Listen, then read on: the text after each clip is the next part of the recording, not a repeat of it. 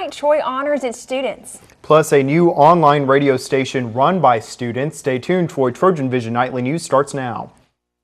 From the high-definition digital production center on the Troy campus, with news from Troy University locations around the world, this is Troy TrojanVision Nightly News. Hello and welcome to Troy TrojanVision Nightly News for April 16th, 2013. I'm Judson Garner. And I'm Caitlin Crow. Thank you for joining us this evening. Many Troy University students strive to excel in the classroom, and for all of their hard work, the school sets aside one night a year to recognize their efforts. The 2013 Honors Convocation was held Monday night.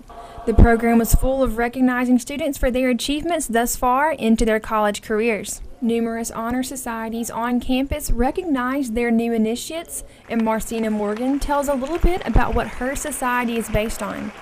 Omicron Delta Kappa is an honor society just recognizing students who've excelled in leadership, just around the campus, and how they're just involved. Over 50 awards were given at the convocation, ranging from various colleges at the university. The Honors Convocation happened right here on this stage to recognize students' achievement both academically and their campus involvement. But not only were students recognized, some faculty members were also. Dr. Pat Warren was one of those few faculty members who received awards, and she was both honored and surprised to receive the Ingalls Award for Excellence in Classroom Teaching. After the surprise, I felt very humble, because to me this is the best kind of award there is, to be recognized by the students that you serve. Teresa Johnson was another faculty member to receive an award. She, along with students Cash Forrester and Wes Tyndall, were the recipients of this year's Algernon Sidney Sullivan Awards. The Sullivan Award recognizes recipients for their excellence of character and spiritual qualities. Obviously, there are multiple people at this university who would have been deserving of that award, so I'm just humbled to have been nominated for it. Milton Jones, president of Christian Relief Fund, served as the keynote speaker for last night's convocation. Troy University is showing the world what it has to offer students today. Troy is holding a global open house. Today, all campuses all over the world are showing off what Troy has to offer prospective students. The Troy campus held their event this afternoon in the Trojan Center, and as a part of the open house activities, admissions waived application fees for students who applied during their visit. The open house was held on all 4 Alabama campuses and 22 of Troy's global campus locations. Anyone who is interested in applying to Troy but may have missed today's global open house activities can visit the university's website at troy.edu. And there will soon be a new way for students to listen to some of their favorite music. The Hall School of Journalism's Radio Production Practicum class is starting up a new online radio station run by students. All this week, the class is in the Trojan Center promoting the station. And the professor of the class says that having an online radio station can give Troy students from across the country a chance to listen and see what is happening in Troy. So we're just really excited about the possibilities and the outreach that it gives us to the world to tell the Troy University story, and also to reach out to students wherever they are at all of our campuses around the world. And our campuses around the world can send in requests, via Facebook and Twitter and email. If you would like any information about the Troy Trojan radio station, you can go by the Trojan Center food court from 11 to 2 all of this week. The City of Troy is offering music lovers the chance to dance the night away under the stars this evening. Troy University's jazz ensembles will play a little jazz under the stars tonight on the square in downtown Troy. The event is sponsored by the City of Troy, and it gives residents a chance to socialize and enjoy a little music with their neighbors on the square. The concert also serves as a kickoff to this year's Troy Fest activities. Troy Fest t-shirts will be on sale at tonight's event. The jazz Under the Stars is free and open to the public, and it will kick off at 6:30 on the square in downtown Troy. And now taking a look at news from around the state. In Abbeville, 2 teens have been arrested in the stabbing death of a 3rd teen in Abbeville. The Henry County Sheriff says 2 unidentified teens have been taken into custody with the fatal stabbing. In Birmingham, Governor Bentley plans to join Birmingham officials to unveil a marker commemorating where Martin Luther King Jr. wrote his letter from Birmingham jail. King's younger daughter, Bernice King, will speak at the ceremony at noon today next to the site of the old city jail. And in Montgomery, an architect of Alabama's new law on private school tax credits is proposing some modifications to answer questions raised by educators and parents. The Senate Education Committee has scheduled a public hearing today on the legislation sponsored by Senate President Pro Tem Del Marsh of Anniston. And still to come on TrojanVision Nightly News, the baseball team begins its 6-game homestand tonight. Justin McNelly will give us the full details coming up in sports. But first, after the Boston Marathon bombings yesterday, a community mourns the loss of a young boy. We'll have that story and more after the break. Friends are remembering 8-year-old Martin Richard killed in the marathon bombings. All right, guys, we gotta be smarter about what we bite on, okay? I want everyone to go outside. We're gonna run Red Rover on 3. What about you, Tony? I'm gonna run around in circles, flatten my arms, and make engine noises like this. When it comes to playing, we kids are the pros. We're eating right, too. We fuel up to play 60. If your school doesn't have a program, be a leader. Start one. Click today and join the movement. I was looking for something that if I had to take online, I could still take it, but I wanted that personal touch that Troy offers. I needed to be able to work around my schedule because I still support my family full time, and I needed to be able to be flexible, and Troy met those needs. On campus or online, Troy offers you an extraordinary education with the flexibility you need. Troy University. It's all you need to know. My name is Jeremy. I am a criminal justice major with Homeland Security. I needed to reinvent myself, and I chose Troy. From the high-definition digital production studios of Troy University, you're watching the award-winning TrojanVision Nightly News. And now for a look at what's happening across the nation and around the world, we'll go to Caitlin Crow at the Global News Desk. Caitlin. Well, one of the youngest victims of the Boston Marathon bombings was 8-year-old Martin Richard. He and his family were at the finish line of the race where the bombs went off. His sister and mother were also badly hurt. Adriana Diaz in the Boys neighborhood of Dorchester, Massachusetts, where residents are in shock and mourning. Flowers and a candle rest on the Richard family's front porch in Dorchester, Massachusetts. Martin Richard was just 8 years old when a bomb on a Boston street ended his short life. He was standing with his family near the finish line of the Boston Marathon when the explosions went off. The boy's mother and little sister were badly hurt. In a statement, Martin's father, Bill Richard, said, "My dear son Martin has died from injuries sustained in the attack on Boston. My wife and daughter are both recovering from serious injuries. We thank our family and friends, those we know and those we have never met, for their thoughts and prayers." They're your all-American family. Jane Sherman is a neighbor. They used to play outside all the time. The kids were outside all the time, having a good time. And it's just a horrendous tragedy. This entire community here in Dorchester is in shock, and now Martin's friends have to cope with the fact that their classmate is not coming home. Andres and Alejandro Calderon went to school with Martin. They say they'll miss his sense of humor.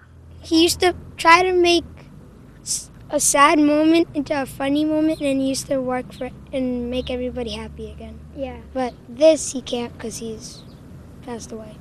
Bill Richard asks everyone to continue to pray for my family as we remember Martin.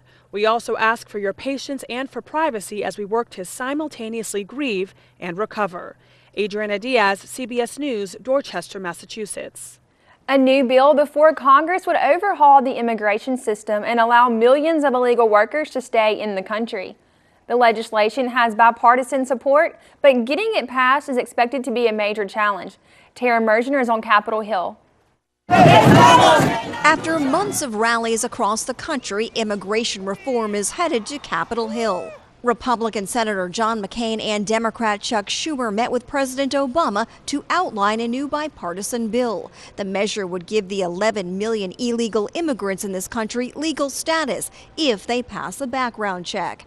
After 13 years, they can then seek citizenship and federal benefits, but only after paying a series of fines. Hopefully it'll provide a bipartisan way forward on a very important issue. The bill would also speed up the immigration process for highly skilled workers like entrepreneurs, scientists, and doctors who are waiting to get into the U.S. Supporters of immigration reform call it a step in the right direction. It increases the talent pool in our country. It brings people out of the shadows who can contribute and invent. The Senate is expected to hold hearings on the legislation later this week, but the measure faces months of debate and plenty of opponents. Critics say illegal immigrants shouldn't be rewarded for breaking the law. Many will be low-skill, low-wage workers who will, in fact, pull down the wages of existing struggling American families. The 8 Democrats and Republicans behind the bill believe other parts of the legislation can win over skeptics. It includes $4.5 billion for border security and a new fence, and stiffer penalties for employers who hire illegal workers. Tara Mergener for CBS News, Capitol Hill. A meningitis scare in Los Angeles has many residents concerned. Teresa Garcia shows us how one community is trying to stop the disease from spreading. Guys. West Hollywood restaurant owner Marco Capani is worried about the health of his workers. Most of my front staff is coming down to get the shot. Employees are heading a few doors down to a local pharmacy that started offering free meningitis vaccines. On 3, 1, 2, 3. The West Hollywood community is on edge after a gay 33-year-old lawyer died last week. Several of my customers were good friends and at his bedside when he passed. Health officials are investigating to see if there's a link to an outbreak of bacterial meningitis among gay men in New York City, where 22 people have gotten sick and 7 have died since 2010. We will be doing a fingerprinting exercise on that bacteria to see if it looks like it's similar to ones other places. The AIDS Healthcare Foundation here in Los Angeles is offering 10,000 free meningitis vaccinations to anyone who thinks they're at risk. Some here waited 2 hours at this pharmacy to get a shot. You know, it's always going to be to do preventative measures with stuff like this. Bacterial meningitis can spread through close contact, including kissing, sharing food, and sex. Symptoms usually develop within 3 to 7 days of exposure and include high fever, stiff neck, head and muscle aches, and confusion. Capani says he's not taking any chances. I just want to be on the safe side. Health officials are also reaching out to gay groups to raise awareness. Teresa Garcia, CBS News, West Hollywood. And that wraps things up from the Global News Desk. To see more stories from across the country and around the world, you can tune into Trojan Vision Global News right after the nightly news. Now back to you, Judson. Thank you, Caitlin. Now Justin McNally joins us for a look at sports. So Justin, we have a couple home games going on tonight, and that's a good night to get out because the weather's so beautiful out today. And yeah. That's right. The weather is beautiful out, and you can go out there and watch the Trojan baseball team in action. Also, if you're missing the Trojan softball game, which just started around 5 o'clock, but we'll go ahead and get into those matchups right now. Okay. Trojans open up their 6-game homestand as they welcome in the Bulldogs of Alabama A&M tonight at Riddle Pace Field. The Trojans enter the match coming off a series loss to conference rival Western Kentucky. They held the lead late in all 3 games, but could not hold on to the lead in the games on Saturday and Sunday. They do enter the game in the midst of a 7-game home winning streak. After starting most of the season as the Friday night starter, junior Will Starling will get the start on the mound for the Trojans. Starling is 4-3 on the year with an ERA of 6.52. Logan Pierce will look to extend his on-base streak up to 41 straight games. In the overall series record, the Trojans are 5-0 against the Bulldogs. The Trojans and the Bulldogs will start their 2-game series tonight at 6 o'clock, and they will finish that up with a game Wednesday at 6 as well. And the Trojan softball team will also have their own homestand over the next week as they started off with the game against the in-state rival UAB today. The Trojans are hoping for a better outcome than they had over the weekend as they dropped 2 out of 3 games to conference foe FIU. The Trojans have faced UAB earlier this year, but a squeeze bunt in the bottom of the 6th pushed the Blazers to the 1-0 victory. The Trojans hold a 12-9 record all-time against the Blazers, and that includes a 6-3 record at home. Trojan first baseman Caitlin Ortiz is following in the footsteps of Logan Pierce as she has reached base safely in 18 straight games, a new high this year for the Trojan softball team. Ortiz also has an on-base percentage of .507, which is on pace to break Troy's single-season mark. And as mentioned earlier, the Trojans and the Blazers got things started a little while ago, and at last check, the score was still tied 0-0 in the bottom of the first.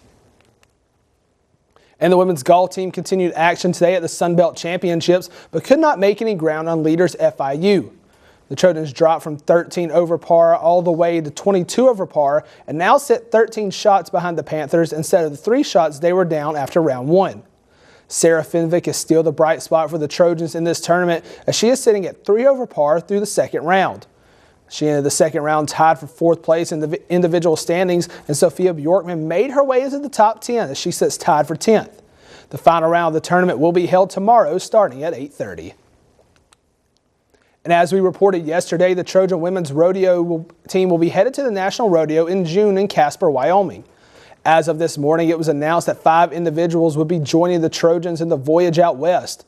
Sisters Keisha and Cassandra Smith both qualified for the goat tying competition as they finished 1 and 2 in the Ozark standings. Kelsey Kinnemer will be headed to Wyoming for her work in calf roping, and Lainey Colligan will make the trip with the team as well. And for the men's side, Zach Mabry was the lone national qualifier for the Trojans, and he will represent them in June. The rodeo will be from June 9th through June 15th. And the Sun Belt Conference announced its seeding for the upcoming Sun Belt Tennis Championships, with the women's team getting the 3 seed and the men's team received the 6 seed. To break down the women's tournament, the Trojans will receive a bye in the first round and will face the winner of the Arkansas State and Middle Tennessee match on Friday. Number 1 seed North Texas, the team that ended the Trojans' 12-match win streak, will face the UALR and FIU winner. Western Kentucky and Louisiana Lafayette will battle for the right to play South Alabama. And finishing up the first round of play, Florida Atlantic and ULM play for the chance to face the number 2 seeded Georgia State Panthers. Now for a look at the men's side. The Trojans open up play against the number 3 seed in Georgia State. The winner of that Thursday afternoon match will face the winner of the South Alabama and Western Kentucky contest on Friday. Middle Tennessee received the only bye for the men's bracket, and they will face the winner of the Louisiana Lafayette and Florida Atlantic match on Friday as well. So Judson, Caitlin, as you can see, good job out there for the women's tennis team getting the 3 seed and getting that first round bye. Men's tennis team has a little work in front of them to make it, but they've picked up a little progress here at the end of the year. Maybe they can do it. And as we mentioned earlier, softball and baseball going on tonight. Love to see everybody out there in the stands supporting the Trojans. Yeah, definitely. And we'll hear about how tonight's going to look for them coming up in our forecast. That's right. Maybe we got some clear weathers out there. Maybe Bree will give us some good news. Yeah. All right. Thanks, Justin.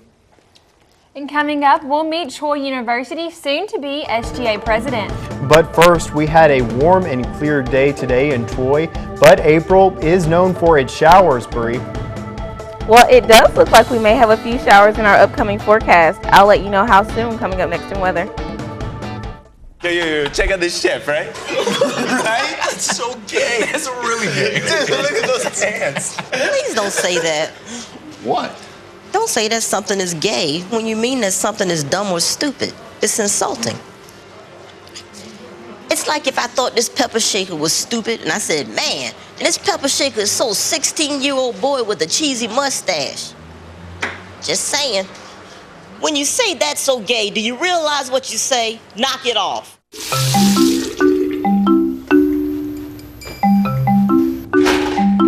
It's easy to gain a little weight without really noticing. The same is true for your pets. Just a couple of extra pounds on them can lead to diabetes, arthritis, and heart disease. Visiting your veterinarian is the best way to help your pets live long, healthy lives. Go to petfit.com to learn more, because a little extra weight is a big problem. From the high-definition digital production studios of Troy University, you're watching the award-winning TrojanVision Nightly News. And now Bree Sanders joins us for a look at weather. Well, Bree, we know that it's been a pretty warm and clear day today. It's been pretty nice, but what can we expect going into tonight and the rest of the week's forecast? Well, as we move into the evening, we may have about a 30% chance of showers in the area, so definitely if you're out and about tonight, you may want to keep that umbrella on hand with you. But as we go into the rest of the week, we may have a few more showers, but it looks like we may have a picture-perfect weekend ahead. I'll get more into that in just a moment, though. First, let's go ahead and look at our current conditions. Right now, we have mostly cloudy skies in the area. Temperatures at 83 degrees, dew points at 63 degrees, humidity is at 51%, barometers at 30.15 inches and steady. Winds are coming in from the east-southeast at 10 miles per hour. Today's stats, we had a high today of 83, a low of 65. There was no rain in our area over the past 24 hours. The sun rises at 6:14 a.m. and it should set at 7:20 p.m. Temperatures around the state. Overall, we have a lot of warm temperatures in our area, been lingering around lately. Mobile coming in at 79, Huntsville at 77, Birmingham at 82, Montgomery at 86, Troy at 83, Phoenix City at 85, and Dothan at 87. Temperatures around the southeast, on average in our state, we're at about 81 degrees in the northern part of our state. And as we move throughout the rest of the southeast, those temperatures remain constant right there at about the upper 70s right there in the Carolinas. Temperatures around the United States, however, the states are pretty much split. We have a lot of these cooler temperatures pushing back towards the midwestern parts of the states. Some states experiencing 28 degrees there in Montana. But as we come back towards the southern states down here in Mexico, about 81 degrees in Texas, 83 degrees in other areas. Current surface map. We have this stationary front pushing through the western states as well as these rain conditions forming over here. But looking closer at the southeast, it looks like we have this cold front possibly coming into our area over the next 24, possibly 48 hours, pushing towards Tennessee on through our state, possibly into the Atlantic Ocean towards the weekend. Definitely something to look out for. Precipitation forecast over the next 48 hours. It looks like the southeast will majority be experiencing a little bit of rain here in our state, possibly about 0.25 inches of rain or so, especially touching through the Troy area right here. Moving into tomorrow, like I said, the northern part of our state will be experiencing a little bit of rain, but come back towards the Midwest for a second. Very severe conditions right here coming in the area, possibly pushing towards our way on Thursday. But on Friday, we may be experiencing a little bit of heavy rain here in Troy. Moving into Saturday, however, that rain pushes back out of our area and possibly gives us a picture-perfect weekend ahead. Definitely something to look out for. Tonight's forecast, we have a 30% chance of isolated thunderstorms in the area. Partly cloudy after midnight. Winds coming in from the southeast at about 5 miles per hour with a low of 63. So tonight will be much like last night. It'll be kind of warm outside, but tonight we may have a little bit of rain in the area. So like I said earlier, definitely keep that umbrella, possibly a light jacket on hand with you, just in case you're out and about and it does decide to rain.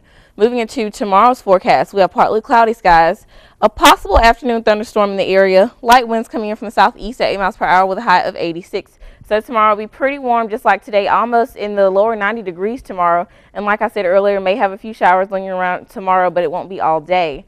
Looking at our 4-day forecast, like I said, tomorrow the high gets to about 86 degrees with partly cloudy skies, a low of 61. On Thursday, that high remains at 86 degrees, mostly sunny skies in the area. Low drops down to about 65. On Friday, we have a 20-degree difference in the high. High gets to 67 degrees, a 70% chance of showers and thunderstorms in the area with a low of 45. And on Saturday, that rain pushes back out of our area, giving us mostly sunny skies with a high of 71. So, Caitlin and Judson, we have had picture-perfect conditions in the area, spring-like conditions and temperatures as well. And as you asked earlier, yes, April is known for our showers, and it looks like we may have a few tonight, possibly some tomorrow, maybe even a little bit more on Friday. But as we head into the weekend, we will have those picture-perfect conditions come back into our area. So that's definitely something to look forward to. Yeah, it's always interesting seeing those forecasts. And it seems like recently they've just taken on such like dramatic changes over the course of a week. I mean, we're seeing almost 86 degrees, and then we have 60, it said like, you know, high 60s. Just very ironic in our area for those rain showers to come and drop our temperatures back down to about 60 degrees and go back up to 87 degrees. But it's fine. We'll work it out. Yeah, but I mean, you know, at least those showers will be out of here, you know, after Friday's over. So it gives a good, Of course. So for everyone here at the studio and at home, definitely take advantage of these spring-like conditions. Also looking pretty good for baseball tonight, too. So no worries about that. Yeah. Thanks a lot, Bree.